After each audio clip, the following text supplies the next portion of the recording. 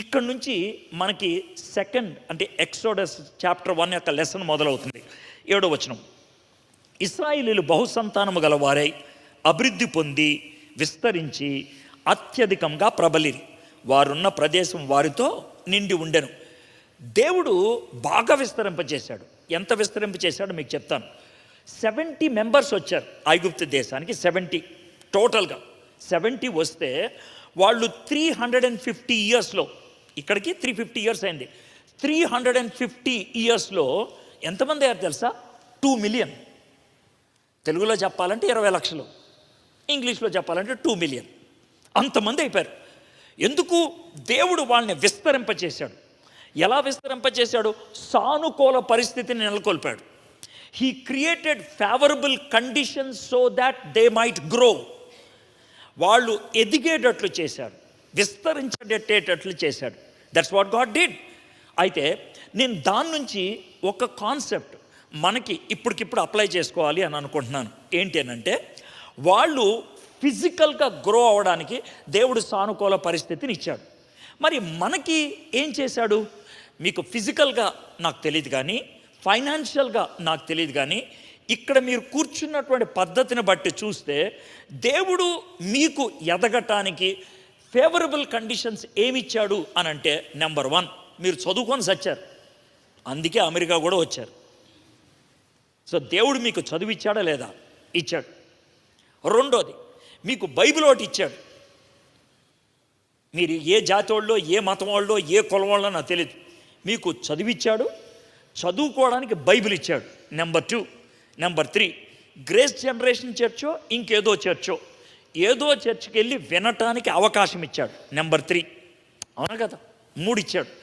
మీరు ఒకవేళ భారతదేశంలో వెళ్ళటానికి కొంచెం నామూషి ఫీల్ అవ్వచ్చు, ఈగోస్ ఫీల్ అవ్వచ్చు, సోషల్ డిస్టెన్స్ ఉండొచ్చు, లేకపోతే వేరే ప్రాబ్లమ్స్ ఉండొచ్చు. ఇక్కడ నిన్ను అడిగే నాదిరే లేడు, అది కూడా మీకు ఇచ్చేశాడు. అవునా కదా? ఇండియాలో కొంతమంది సెలబ్రిటీ స్పీకర్స్ ఉంటారు, వాళ్ళని కలవటానికంటే వాళ్ళని దగ్గరికి వెళ్ళటానికి కూడా మనకు అవకాశం ఉండదు. మీకు ఆ ప్రాబ్లమే లేదు. అవునా? నేనేమన్నా అబద్ధం చెప్తున్నానా? లేదు. ఇండియాలో వాళ్ళ దగ్గరికి వెళ్ళటానికి బౌన్సర్లు ఉంటారు, దగ్గరికి కూడా రానివారు. కానీ ఇక్కడ వాళ్ళే మీ మీద భుజం మీద చేసి సెల్ఫీలు దిగుతారు కదా.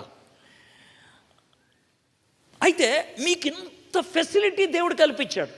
అవునా కాదు? చదువు ఇచ్చాడు, బైబిల్ ఇచ్చాడు, చర్చ్ ఇచ్చాడు, స్పీకర్స్ ఇచ్చాడు, మంచి క్వశ్చన్ ఉన్న కుర్చీలు ఇండియాలో ఇవి ఉండవు.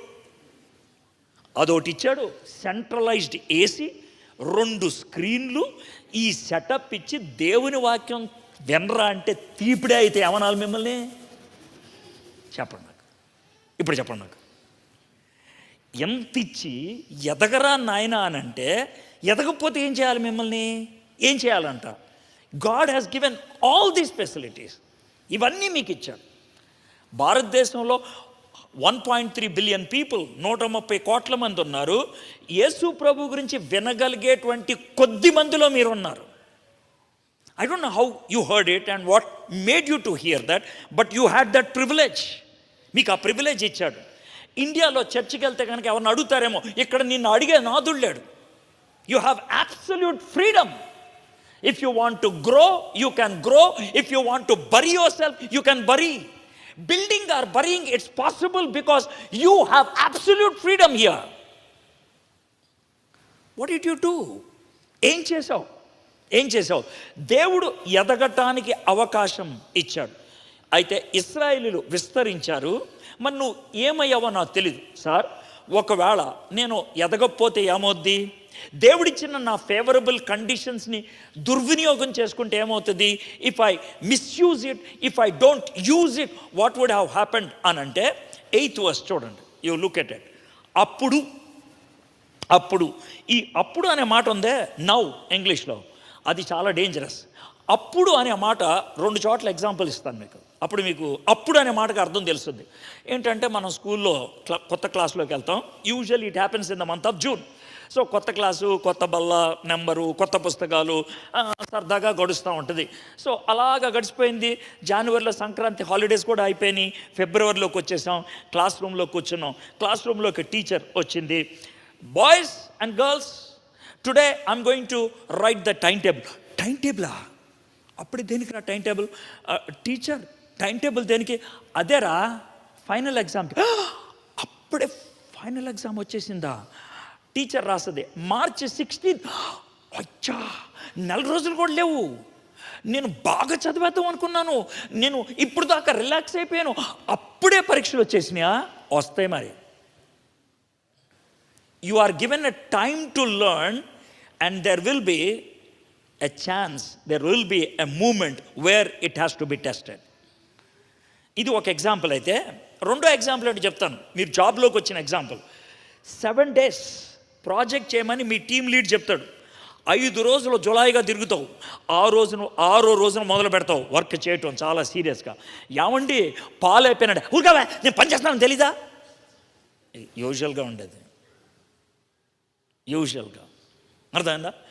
ఏమండి బాబెడు ఆ సంగతి చూసుకో, నాకు పని లేదా? మొదలు పెడితే పాలు కొనుక్కు రావచ్చు, బాబును చూడవచ్చు, ప్రాజెక్టు కూడా అవుద్దిగా. ప్రపంచంలో ఈడే అతి గొప్పని, అమెరికన్ ప్రెసిడెంట్ జో బైడెన్ తర్వాత ఈయనే చాలా ప్రాముఖ్యమైన వ్యక్తి అన్నట్టు బిహేవ్ చేస్తాడు ఆ టైంలో. అర్థమైందా? సరే, మొత్తానికి టెన్షన్గా ప్రాజెక్ట్ అయిపోద్ది, అమ్మయ్య అని ఓకే అయిపోయిన తర్వాత నువ్వు బయటకు వస్తూ నో నెక్స్ట్ టైం నుంచి అలా చేయకూడదు అని అనుకుంటావు, కానీ చేస్తూనే ఉంటావు.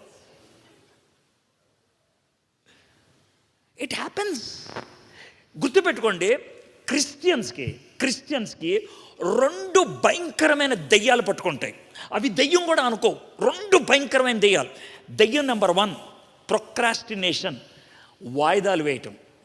దెయ్యం నెంబర్ 2 లేజినెస్, బద్ధకం.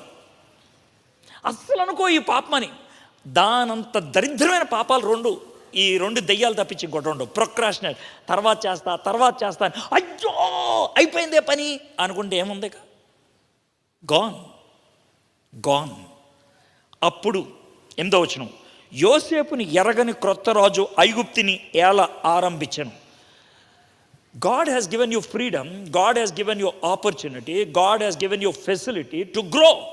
సడన్గా ఆ ఫెసిలిటీస్ పోవడం మొదలు పెడతాయి, ఆ ఫెసిలిటీస్ పోతాయి, ఆ ఫ్రీడమ్ పోతుంది, ఆ యొక్క ఫేవరబుల్ కండిషన్స్ పోతాయి. ఇక్కడ కూడా జరిగింది అదే. యోసేపుని ఎరగనోడు ఒకడు వచ్చాడు, వాడొచ్చి ఇష్టం వచ్చినట్లు వాగడం మొదలుపెట్టారు. ఇది యుఎస్లో ఉందా? ఉంది. ఇది ఇండియాలో ఉందా? ఉంది. యుఎస్లో ఎలా ఉందో చూద్దాం. ఈరోజు కదా మనం ఇండిపెండెన్స్ డే అని అంటున్నారు, లేకపోతే యుఎస్ డే అంటున్నారు, what ever it is. US parliament, constitution, government దేని మీద బిల్డప్ అయింది? In God we trust. ఇప్పుడు అది ఒక స్టేట్మెంట్ లాగా మిగిలిపోయింది. కొంతకాలం అయితే దాన్ని తీసేస్తూ ఉంటారు, వాళ్ళు తీసేస్తూ ఉంటారు. గాడ్ తీసేయండి అని అంటారు, ఆల్మైటీ పెట్టండి అని అంటారు, వచ్చేస్తుంది. జో బైడెన్ ప్రెసిడెంట్ అయినప్పుడు చాలా కేర్ఫుల్గా క్రిస్టియన్ ప్రేయర్ని వాళ్ళు రాసి చదివిపించారు.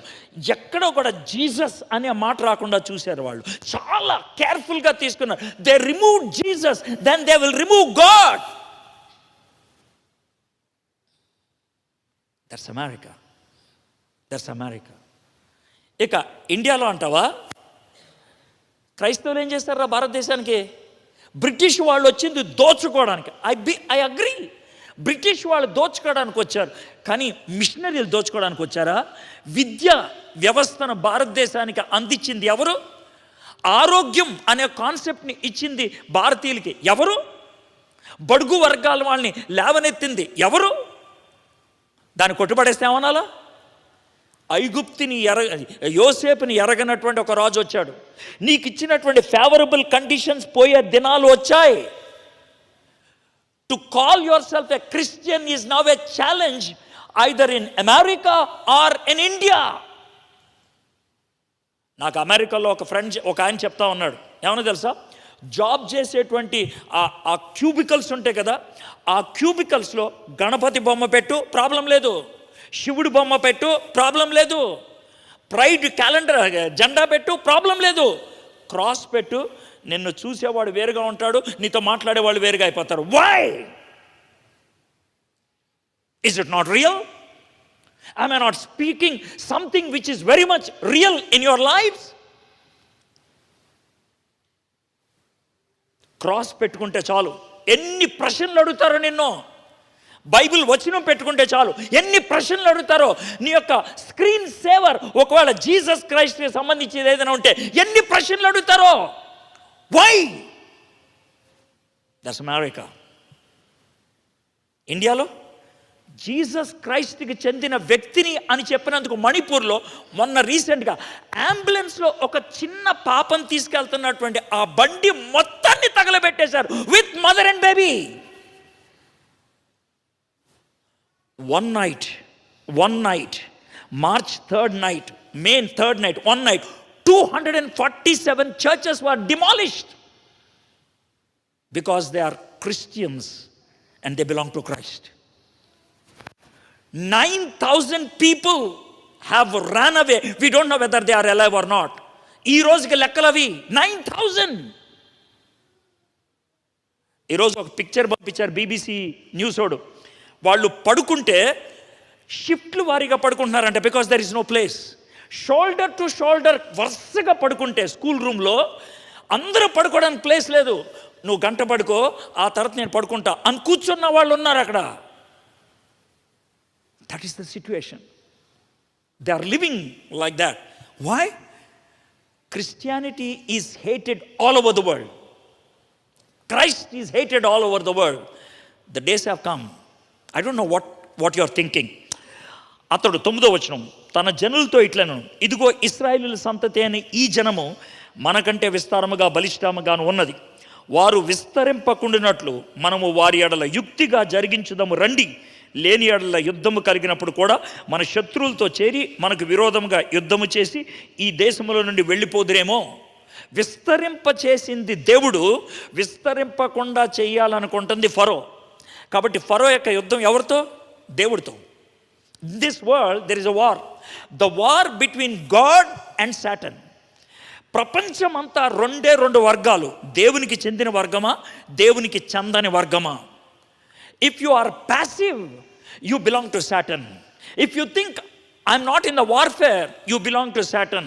If you think I will hibernate, that means you belong to Satan. నేను యుద్ధం చేయను, నేను న్యూట్రల్గా ఉంటాను, నేను ఆడియన్గా ఉంటాను, నేను చూస్తాను అంటే నువ్వు సాతాను వైపు వెళ్ళినట్లే. ఒకవేళ బాక్సింగ్ రింగ్లోకి ఒకడు వచ్చాడు, ఇంకోటి రాలేదు, పిలుస్తాడు యువతలోడు, రిఫరీ 1 2 3 4 5 6 7 8 9 10. ఆ 10 అనే లోపల ఆడ రింగ్లోకి రాకపోతే వీడి చేయి పైకెత్తి ఏమంటాడు తెలుసా? ఇటు విక్టోరియస్ అంటాడు. If you don't go in, you gave up. నువ్వు లోనకి వెళ్ళలేదంటే వదిలేసుకున్నావు అని అర్థం. మై ఫ్రెండ్స్, పర్సిక్యూషన్ స్టార్ట్ అయింది. శ్రమల మధ్యన ఏమవుతుంది? 11వ వచనం, కాబట్టి వారి మీద పెట్టిన భారముల్లో వారిని శ్రమ పెట్టుటకు వెట్టి పనులు చేయించు అధికారులను వారి మీద నియమింపగా వారు ఫరో కొరకు ధాన్యాదులను నిల్వ చేయు పితోము రామశేషను పట్టణములను కట్టిరి. వైఫ్ అండ్ హస్బెండ్ని డివైడ్ చేసేశారు. హస్బెండ్ని డెజర్ట్స్లోకి తీసుకెళ్ళి షెడ్స్లో పెట్టి పెద్ద పెద్ద గోడౌన్స్ కడితే భార్యకు దగ్గర లేకపోతే పిల్లలు పుట్టరనుకున్నారు. భార్యకు దగ్గర లేకపోతే వాళ్ళ యొక్క పొలాలు చూసేవాళ్ళు ఉండరు అనుకున్నారు. ఇంట్లో లేకపోతే వాళ్ళ యొక్క పశువుల్ని చూసేవాళ్ళు ఎవరు ఉండరు అనుకున్నారు. They wanted to do everything to hush up. They wanted to everything to crush. వాళ్ళని తొక్కేయాలి, నొక్కేయాలని ఎన్నో విధాలుగా ఆలోచించారు. Look at verse 12. అయినను, దట్స్ అ ట్విస్ట్ వర్డ్, అయినను ఐగుప్తీయులు వారిని శ్రమ పెట్టిన కొలిది వారు విస్తరించి ప్రబలిది గనక వారు ఇశ్రాయేలీయుల ఎడల అసహ్యపడిరి. When they stood for the Lord, దేవుని కోసం నిలబడినప్పుడు దేవుడు విస్తరింపచేశాడు. వాళ్ళు ఎంత ప్రెషర్ పెట్టినా ఆపలేకపోయారు వాళ్ళు. They were still growing. My friends, let me tell you one thing. If you are facing problem in your job, in your colony, in your neighborhood, in your classroom, from your in-laws, from your spouse, I don't know, whatever it is, just because you are a Christian. నువ్వు క్రైస్తవుడు కాబట్టి, క్రైస్తవురాలు కాబట్టి, అలాంటి శ్రమల గుండా నువ్వు వెళ్తూ ఉన్నట్లయితే నేను ఇవ్వగలిగేటువంటి కంఫర్టింగ్ వర్డ్ ఏంటి తెలుసా? You are in the front line. God has placed you in the front line. God trusted you. దేవుడు నిన్ను నమ్మాడు. నువ్వు ఫ్రంట్ లైన్లోకి ఉండు. నువ్వు ఫ్రంట్ లైన్లో ఉండగలవు. దేవుడు నిన్ను నమ్మి అక్కడ పెట్టాడు. దేవుడికి నీ మీద ట్రస్ట్ ఉంది. అందుకనే ఆ ప్లేస్ని ఎంట్రస్ట్ చేశాడు నీకు. కాబట్టి నన్ను నమ్మిన దేవుడు నన్ను వదిలేసి వెళ్ళిపోడు. If I stand there, he will give me the needed victory. నేను నిలబడితే దేవుడు నాకు ఇవ్వాల్సినటువంటి విక్టరీ ఇస్తాం. జాన్ 1వ తారీఖున నేను ఒక మెసేజ్ ఇచ్చాను, 1 hour 7 minutes. దాంట్లో 42 seconds బిట్ని 3 ప్లేసెస్లో ఉంటుంది. చిన్న చిన్న మొక్కలు మన క్రిస్టియన్సే ఎతికి ఆ 3 మొక్కల్ని కలిపి దాన్ని ట్రోలింగ్ చేసేప్పుడు కింద ఒక మాట రాశారు, ఇలాంటి మాటలు ఉపయోగించిన ఎడ్వర్డ్ని అరెస్ట్ చేయాలి అని. జాన్ 2nd స్టార్ట్ అయింది, అది 7th దాకా ట్రోల్ అయింది. 8th వచ్చేటప్పటికి దాన్ని చాలా సీరియస్గా తీసుకున్నారు. 9th నాకు పోలీసులు ఫోన్ చేసి యూ హ్యావ్ టు కమ్ అని అన్నారు. 10th నేను వైజాగ్లో చాలా సీరియస్గా మాట్లాడుతున్నాను, I cannot come, I will come on 12th అని అన్నాను. సో 10thకి విషయం తెలిసింది, థింగ్స్ ఆర్ వెరీ సీరియస్ అని. సో నేను కనుక రాకపోతే, నేను వైజాగ్లో ఉన్నాను, హైదరాబాద్ సైబర్ పోలీస్ స్టేషన్లో వాళ్ళు కేసు వేశారు. So they can come to Vizag and pick me up, then things will be very tough అనే విషయం నాకు అర్థమయ్యి 11th I went to Hyderabad. నేను హైదరాబాద్ వచ్చినట్లు పోలీసులు తెలియదు. I stayed there. Kadire Krishna అని ఒక లీడింగ్ లాయర్ గారిని అపాయింట్ చేసుకున్నాం. ఆయన he said we will handle the case, చూద్దాం అని అన్నాడు. మార్నింగ్ ఆయనకి లోన్ ఉన్నటువంటి విషయాలు తెలిసింది. Sir the case is very tough, we need to wait till evening. ఇప్పుడు కనుక వెళ్తే మిమ్మల్ని లోన్ వేసేస్తారు. 13వ తారీఖు నుంచి 18వ తారీఖు దాకా కోర్ట్ హాలిడే, బెయిల్ కూడా ఇప్పించడానికి లేదు. మిమ్మల్ని ఎక్కడికి తీసుకెళ్తారో తెలీదు, ఎలా బాధుతారో తెలీదు, ఐ కాంట్ హెల్ప్, కాబట్టి మీరు వెయిట్ చేయండి అని అన్నారు. Out of the blue God started helping. I never asked anyone. It's a kind of a political tussle. 2 పార్టీల మధ్యన టసల్ లాగా జరిగింది. ఒక పార్టీ నన్ను లోన్ వేసేయాలనుకుంటే ఇంకో పార్టీ సీన్లోకి వచ్చి హెల్ప్ చేసింది. I never asked them. So వాళ్ళు అవుట్ ఆఫ్ ద బ్లూ వాళ్ళు కాల్ చేయటం మొదలుపెట్టారు. ఒక టాప్ ఆఫీసర్ని ఉపయోగించి, సార్ మీరు వరి అవ్వద్దు, వీఆర్ హ్యాండ్లింగ్ దిస్ కేస్. మీరెవరు? నేను పలానా టాప్ వ్యక్తికి పర్సనల్ సెక్రటరీని. వావ్, ఓకే సరే, మీరు 4 o'clock తర్వాత పోలీస్ స్టేషన్కి వెళ్ళండి, అంతకుముందు వెళ్ళొద్దు. ఫైనల్గా 5కి 5 minutes ముందు వెళ్ళండి పోలీస్ స్టేషన్కి, అంతకంటే ముందు వెళ్ళొద్దు. వెళ్ళాం. వాళ్ళు ఏమన్నా లేట్ అయిపోయింది, 19th కలుద్దాం అన్నారు.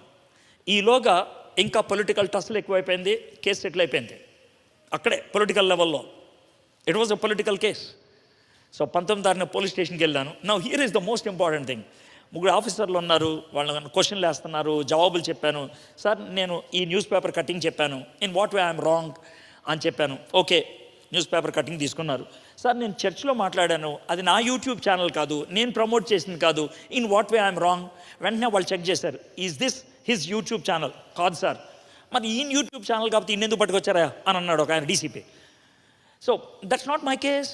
I don't know why you put me here. Trolling చేసింది నేను కాదు, మీరు ఐడెంటిఫై చేయండి, why should I be held responsible. సరే చివరికి ఏమీ నా మీద లేదని తెలిసింది. వాళ్ళు సైన్ చేయించుకొని పంపించేస్తాం అంటే డీసీపీకి లేస్తూ షేక్ హ్యాండ్ ఇచ్చాను. Sir thank you so much అని అంటే ఓకే అని అన్నాడు. తనకున్నటువంటి ఆ ఈగోయిస్టిక్ థింగ్ ఓకే అని అంటా ఉన్నాడు.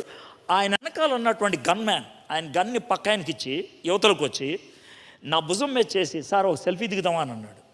ఆయన ఎదురుగా డీసీపీ అలా చూస్తూ ఉంటే, సార్ ఈయనకి ఫ్యాన్ సార్, ఖతర్నాక్ మాట్లాడతాడు సార్ ఈయన అని అంటే, you believe it or not, ఆయన ఇలా కొట్టుకుంటే అంత దూరంలో ఉన్న నాకు వినబడింది ఆ సౌండ్.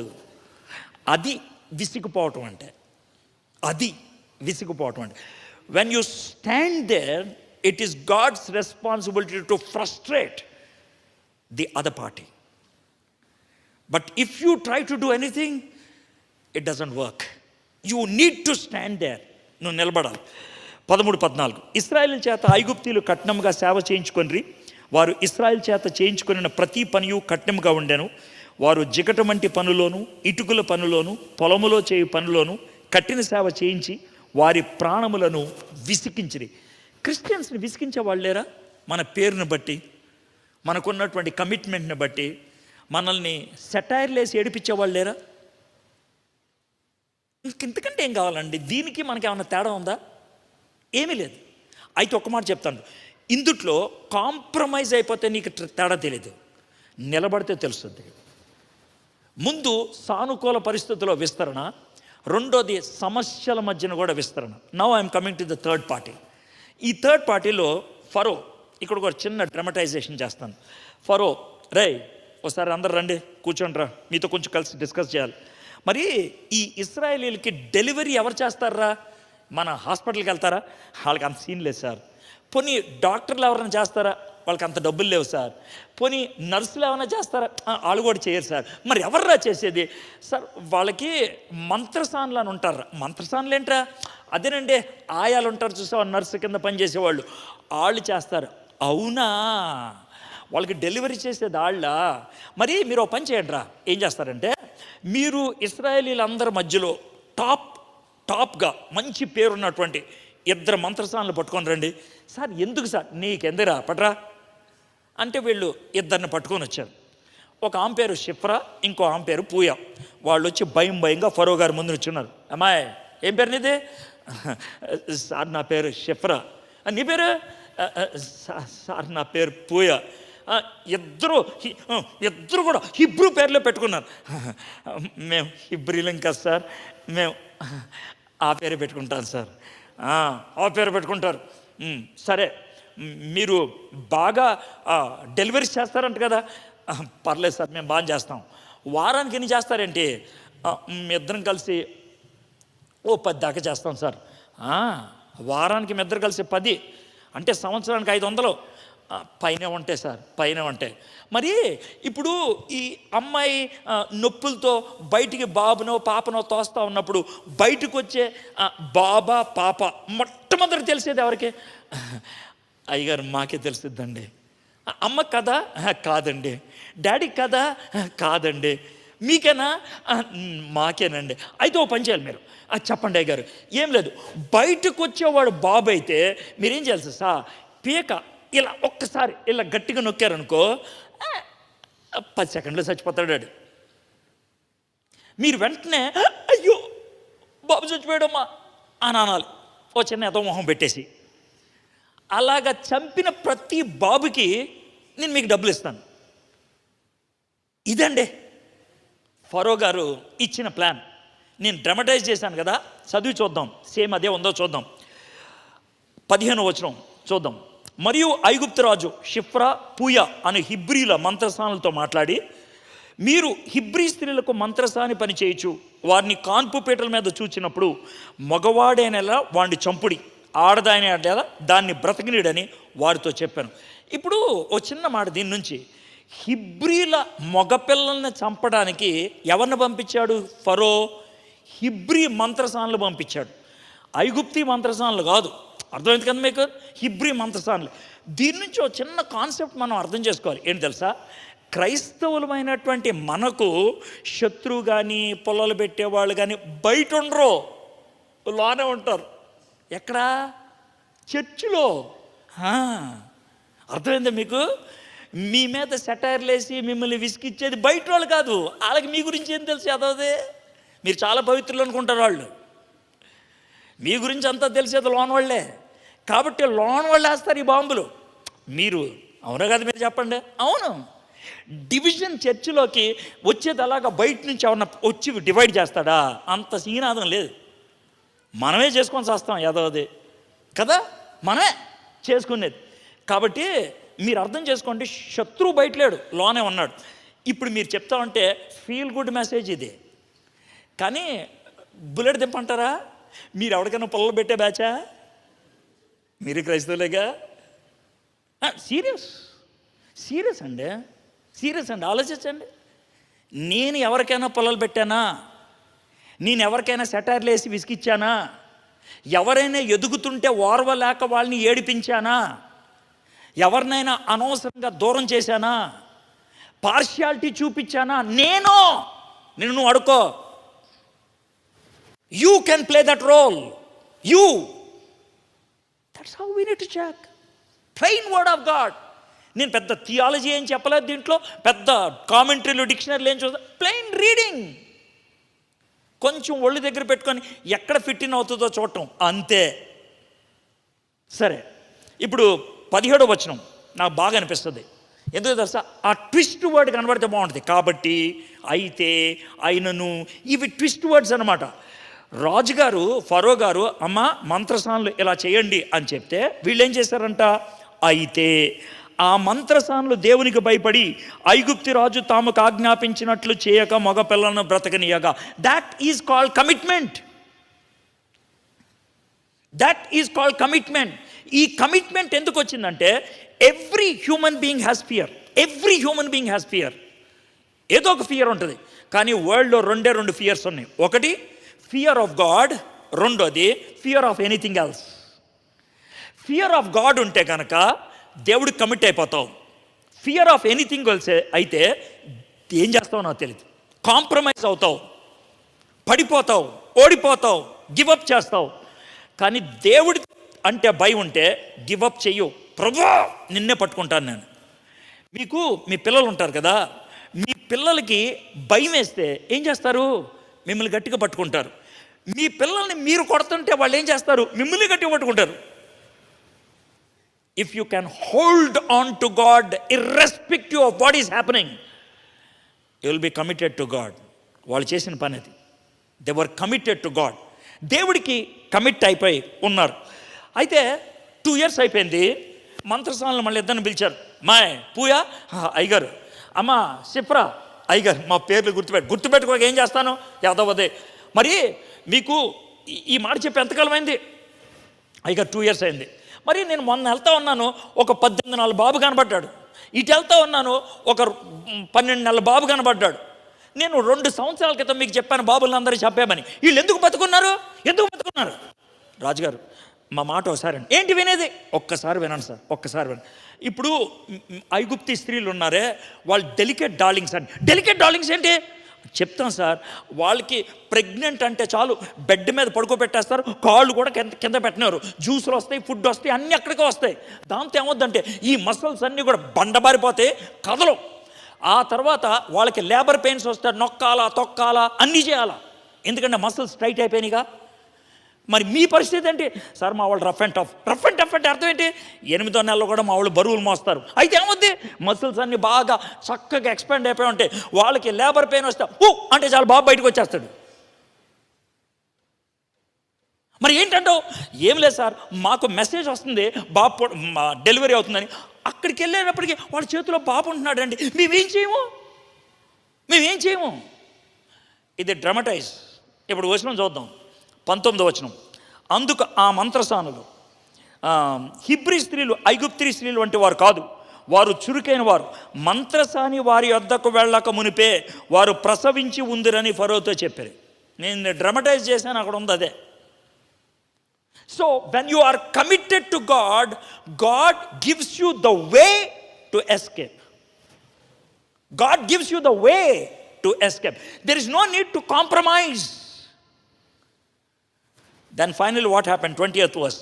దేవుడు ఆ మంత్రసానులకు మేలు చేశాను. ఎలాగా? ఆ జనము విస్తరించి మిక్కిలి ప్రబలెను. Can you understand? ఇద్దరు అమ్మాయిలు కమిట్ అయితే 2 million people బ్లెస్ అయ్యారు. 2 million people బ్లెస్ అయ్యారు. Can you understand that? ఆ ఇద్దరు అమ్మాయిలు ఆఫీసర్లు కాదు, సంఘ పెద్దలు కాదు, చదువున్న వాళ్ళు కాదు, పేరు ప్రఖ్యాతులు ఉన్న వాళ్ళు కాదు, డబ్బున్న వాళ్ళు కాదు. ఆయా పని చేసే కూలి పని చేసే రోజు వారి కూలి పని చేసేవాళ్ళు. But why their names were written in the book? 3,500 years క్రితం జరిగిన విషయాన్ని ఈరోజు చదువుతుంటే పూయా, షిప్రా అనే పేర్లు ఉన్నాయి. ఒకవేళ ఈరోజు తెలుగు క్రైస్తవ హిస్టరీని బైబిల్ రాస్తుంటే దేవుడు నీ పేరు ఎక్కుద్దా? దాంట్లో నీ పేరు ఎక్కుద్దా ఫర్ యువర్ కమిట్మెంట్? వీళ్ళిద్దరి పేర్లు ఎక్కాయి, వీళ్ళిద్దరి పేర్లు. That's because of commitment. వాళ్ళు సమర్పించుకుంటే 2 million people వర్ రెస్క్యూడ్. మోషే ఒక్కడు కమిట్ అయితే 2 million పీపుల్ని దేవుడు చంపకుండా ఆపేశాడు.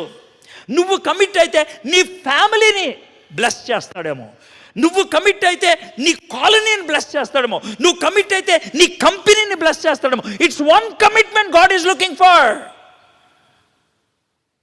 Why can't you be that person? ఆ వ్యక్తి ఎందుకు కాకూడదు? These 2 women. నేనేమన్నా ఎగ్జాజరేట్ చేస్తున్నానా? లేని దాన్ని ఏమన్నా చెప్తున్నానా? It's there in the scriptures. Only 2 women. మళ్ళీ చదువుతాను 20వ వచనం చూడండి. దేవుడు ఆ మంత్రసానులకు మేలు చేశాను. మంత్రసానులకు మేలు చేశాడంట. ఎలాగా? ఆ జనము, మంత్రసానులు కాదు, ఆ జనము విస్తరించి మిక్కిలి ప్రబలెను because of these 2 women's commitment. అయితే దేవుడు వాళ్ళని ఎలా బ్లెస్ చేశాడు? 21వ వచనం. ఆ మంత్రసానులు దేవునికి భయపడినందున ఆయన వారికి వంశాభివృద్ధి కలుగ చేశాను. మంత్రసానులు అంటే యూజువల్గా ఎవరంటే పెళ్ళయి 4-5 years దాకా పిల్లలు పుట్టకపోతే వాళ్ళని గొడ్రాలు అని ముద్రేసి మంత్రసానులుగా వెళ్ళమంటారు. వీళ్ళకి పిల్లలు లేరు, పిల్లలు పుట్టరు అకార్డింగ్ టు దట్ కల్చర్. అలాంటి వాళ్ళకి దునియా ఇవ్వలేనటువంటి బ్లెస్సింగ్ దేవుడిచ్చాడు. చిల్డ్రన్, మనం ఏమైతే కోరుకుంటున్నామో ఈ లోకం ఇచ్చేది దేవుడిస్తే వాల్యూ ఏముంటుంది? ప్రమోషన్ లోకం ఇవ్వగలుగుతుంది, పాపులారిటీ లోకం ఇవ్వగలుగుతుంది, ప్రాస్పరిటీ లోకం ఇవ్వగలుగుతుంది. కానీ పీస్ దేవుడు ఒక్కడే ఇస్తాడు. This world cannot give you peace. Why couldn't you seek that from God? The peace that passeth all understanding. ప్రపంచానికి సమజ్జి కానటువంటి సమాధానం. That's what God gives. Final verse.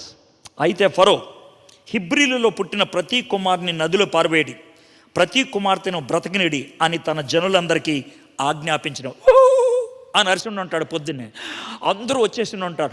Nile తల్లి రాత్రి కలలోకి వచ్చింది. అవునా? నైలు తల్లికి రకతం కావాలంట, రకతం. అవునా? హిబ్రీ మగపిల్లల రకతం కావాలంట, రకతం. అవునా? అయ్యగారు అయితే రేపటి నుంచి ఇచ్చేద్దాం. ఇచ్చేసేయండి. పుట్టిన ప్రతి మగపిల్లోడు నైలు నదిలో ఉండాల్సిందే. ఈ మాట ఎవరు చెప్పాడు? ఆఫీసర్లకు కాదు, సైనికులు కాదు, పబ్లిక్కి. ఇంకా తప్పించుకోలేడు. పబ్లిక్కి. ప్రతి ఇంటిలో బాబు పుడితే, హిబ్రీ ఇంట్లో బాబు, ఊరు చుట్టూ ఉన్నవాళ్ళు ఆ బాబుని తీసుకెళ్ళి నైల్ నదిలో పడేసేదాకా ఒప్పుకోరు. He gave that to the public. ఈరోజు ఇండియాలో ఉన్న పొజిషన్ అదే. The public raises question. ప్యాంప్లెట్లు పంచి పెడుతుంటే, ట్రాక్స్ పంచి పెడుతుంటే, రోడ్డు మీద వెళ్ళేట వాడికి సరిగ్గా ప్యాంటు కూడా ఉండదు. ఏయ్, ట్రాక్లు ఎందుకు పంచి పెడుతున్నావు? నీకు పర్మిషన్ ఉందా? ఎవడు పడతాడు అడుగుతాడు, ఎవడు పడతాడు, ఎక్కడ పడితే అక్కడ అడుగుతారు. ఎక్కడైనా సువార్త చెప్తుంటే, ఏయ్ సువార్త ఎందుకు చెప్తున్నావు, నీకు పర్మిషన్ ఉందా? అడుగుతున్నారు. పబ్లిక్. ఇప్పుడు చెప్పండి, ఈ 1వ అధ్యాయానికి మనకి ఏమైనా తేడా ఉందా? Absolutely nothing. 3500 years క్రితం ఐగుప్తు దేశంలో ఏం జరిగిందో ఈరోజు ప్రపంచంలో క్రైస్తవులకు జరుగుతుంది అదే. ఆ రోజు ఎక్సోడస్ జరిగింది ఒక మోసెస్ ద్వారా. ఇప్పుడు ఎక్సోడస్ జరగాలి. 1000 కొద్ది మంది మోసెస్లు అయిపోతే, you and I should become Moses so that we can play the role in that redemptive plan. You and I should become Shifra and Puya so that we can be a blessing to the people around us. మన చుట్టూ ఉన్న వాళ్ళకి మనం blessing అవ్వాలని.